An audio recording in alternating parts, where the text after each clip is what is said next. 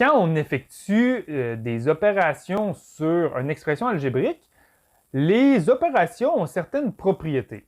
Et ces propriétés-là peuvent nous permettre parfois de simplifier l'opération algébrique, l'expression algébrique, avant même de la calculer. Donc, on va voir ces propriétés, les propriétés des opérations. La première propriété qu'on va voir, c'est la commutativité. La commutativité est applicable à la fois pour l'addition que pour la multiplication. La commutativité, en fait, ça veut dire que lorsqu'on calcule l'addition de deux nombres, on peut changer l'ordre des nombres dans l'addition et ça ne change rien. Donc, par exemple, si on a 15x plus 9, on peut changer l'ordre et écrire à la place 9 plus 15x et ça ne change rien du tout. Au niveau de la multiplication, c'est la même chose. Quand on multiplie plusieurs termes ensemble, on peut changer l'ordre des termes dans la multiplication sans que ça ait d'impact. Donc, par exemple, si on a x fois 6, on peut écrire 6 fois x à la place qui, sous sa forme abrégée, correspond à 6x. On a aussi une autre propriété des opérations qui est l'associativité.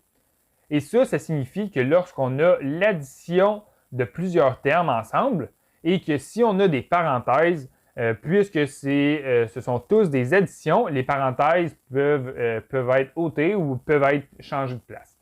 Donc, par exemple, si on a 2 plus, entre parenthèses, 3 plus x, c'est la même chose qu'écrire 2 plus 3, entre parenthèses, plus x, ou même 2 plus 3 plus x sans aucune parenthèse. Et ce qui peut nous permettre, par exemple, d'additionner le nombre 2 plus 3 pour écrire l'expression finale sous la forme de 5 plus x. C'est la même chose au niveau des multiplications. Quand on a plusieurs facteurs qui se multiplient, donc par exemple, moins 2 fois, entre parenthèses, 3 fois x, la parenthèse peut être changée de position dans les termes qui se multiplient.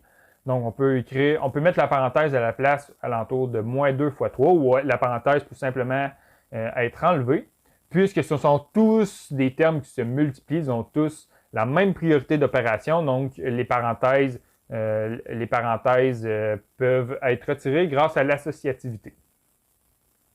Et quand on effectue un calcul sur une expression, il peut arriver qu'on ait à faire la distributivité. Désolé,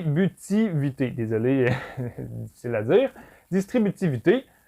Ça, c'est quand on a une multiplication, quand on a un terme qui est multiplié à une addition. Donc, par exemple, si on a le terme A qui est multiplié à l'addition B plus C, ce qu'on va faire, on va prendre le terme A et on va le multiplier par le premier terme et on va prendre le terme A et on va le multiplier par le deuxième terme. Donc ça va correspondre à A fois B plus A fois C. Donc, on a quelques exemples ici. Si on a 7 fois, entre parenthèses, 4 plus 5, ce qu'on peut faire, c'est prendre le terme multiplicatif et le multiplier par chacun des termes à l'intérieur de la parenthèse. Donc, on va avoir 7 fois 4 plus 7 fois 5, ce qui va nous donner 63.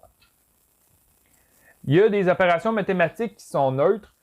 Pour l'addition, le terme neutre de l'addition, c'est le terme 0. Donc, lors d'une addition, si on additionne le nombre 0, le nombre 0 peut simplement être annulé, il peut être éliminé puisque c'est un terme neutre. Donc, si on a 5 plus 0, le 0 il peut partir. Ou si on a 0 plus 6x, puisqu'on a une somme, puisqu'on a une addition, le terme neutre de l'addition, c'est le terme 0. Donc, le terme 0 peut partir et on va simplement écrire 6x. Et au niveau de la multiplication, le terme neutre de la multiplication, c'est pas 0, c'est 1. Donc, si on a un terme multiplié par le nombre 1, le nombre 1 peut simplement être éliminé. Donc, par exemple, si on a pi fois 1, le 1 peut être éliminé, on va simplement écrire pi. Ou si on a 1 fois 12x, on va éliminer le nombre 1. Et finalement, on a un inverse. On a la propriété inverse de l'addition et la multiplication. On a vu la multiplication et la division. Et les opérations inverses, c'est la soustraction et la division. Donc, pour l'addition, c'est la soustraction. Et lorsqu'on a un terme et qu'on l'additionne par son inverse, ce qu'on va obtenir, c'est le terme neutre. Donc, par exemple, si on a racine de 5 et qu'on l'additionne par son inverse, donc son inverse, c'est négatif, racine de 5, ce qu'on obtient, c'est 0. Le 0, c'est le terme neutre de l'addition. Et c'est la même chose pour la multiplication. Supposons qu'on a 7 et qu'on lui multiplie son inverse, donc on le multiplie par 1 divisé par 7. Ce qu'on obtient, c'est le terme neutre qui est le terme neutre de la multiplication, c'est 1. Donc, on va faire à l'instant quelques exercices pour nous habituer à travailler avec les propriétés des opérations.